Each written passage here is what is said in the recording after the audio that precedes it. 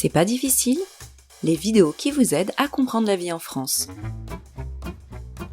Bonjour et bienvenue dans cette nouvelle vidéo où je vais vous montrer comment utiliser un site internet très pratique pour prendre rendez-vous lorsqu'on a un problème de santé. Doctolib. Prendre rendez-vous par téléphone chez un docteur n'est pas toujours facile et peut faire un petit peu peur, surtout quand on est en train d'apprendre le français. Avec le site internet que je vais vous présenter, vous n'avez plus besoin de téléphoner pour prendre rendez-vous. Dans cette vidéo, vous allez apprendre à repérer les informations importantes pour la prise de rendez-vous, mais aussi à naviguer sur le site Doctolib afin de réussir en 5 étapes à prendre un rendez-vous chez le professionnel de santé de votre choix. Pour commencer, il faut écrire Doctolib dans votre moteur de recherche habituel, puis valider. Cliquez sur le premier lien où il est écrit www.doctolib.fr. Vous arrivez sur la page d'accueil. Sur cette page, il y a de nombreuses informations, mais la première chose à faire, c'est de cliquer ici, sur « Se connecter ».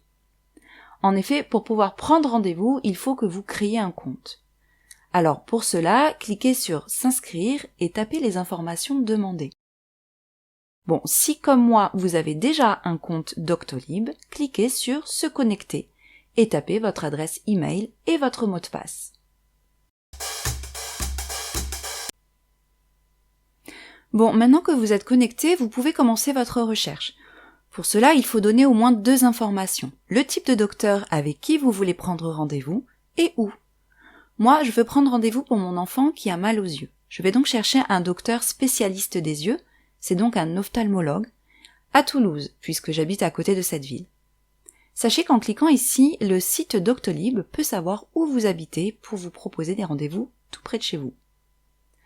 Quand j'ai tapé les informations, je lance la recherche et voici ce que me propose le site Doctolib. Au centre de la page, nous avons des blocs avec les noms des docteurs ou du centre de santé, le type de docteur et une sorte de calendrier ou d'emploi du temps. À droite, nous avons une carte de la ville avec des icônes qui représentent l'emplacement géographique. Quand je survole le nom du docteur, le site indique sa position sur la carte. C'est pratique. Enfin, en haut, nous trouvons plusieurs boutons plutôt intéressants. Ce sont en fait des options qui vont vous permettre d'affiner votre recherche, c'est-à-dire de préciser, de donner plus de détails.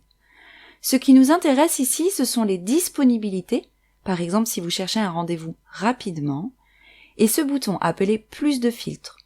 En cliquant ici, vous pouvez demander au site de chercher des docteurs qui parlent une autre langue que le français, par exemple l'espagnol ou l'arabe. Maintenant, allons voir ce qui se passe quand on clique sur un nom. Nous arrivons donc sur la page personnelle du docteur et nous trouvons plusieurs informations intéressantes qui vont nous aider à faire notre choix. Ici, les détails sur les remboursements par l'assurance maladie et les moyens de paiement. Là, l'adresse et ses accès avec parfois les moyens de transport les plus proches. Et plus bas, les horaires d'ouverture et le numéro de téléphone.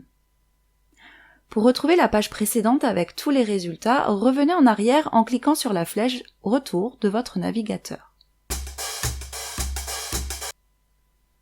Bon, j'ai fait mon choix, je souhaite prendre rendez-vous dans ce cabinet à côté de chez moi. Pour cela, je clique sur « Prendre rendez-vous en ligne », puis je suis les différentes étapes. Je vais ensuite choisir la date et l'horaire qui m'intéressent, puis je vais répondre aux différentes questions. Alors attention, selon les professionnels mais aussi selon les motifs de consultation, les étapes peuvent être différentes de cette vidéo. Prenez votre temps pour y répondre. Ça y est, j'arrive à la dernière étape, celle de la confirmation du rendez-vous.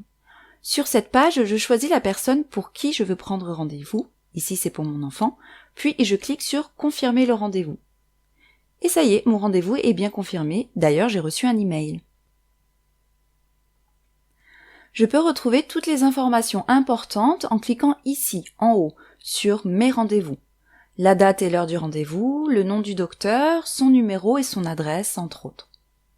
Si vous avez un imprévu et que vous ne pouvez pas aller à votre rendez-vous, vous avez la possibilité de le déplacer, c'est-à-dire de changer la date ou l'heure, en cliquant ici, ou bien de l'annuler en cliquant ici.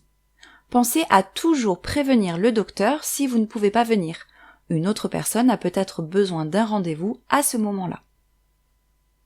Et voilà, vous savez à présent prendre rendez-vous facilement chez un professionnel de santé grâce au site Doctolib. Merci d'avoir suivi cette vidéo. Maintenant que vous savez prendre rendez-vous, vous voulez en savoir plus sur comment se passe une visite chez le docteur ? Alors écoutez mon podcast, c'est pas difficile, et vous verrez, c'est simple comme bonjour. À bientôt!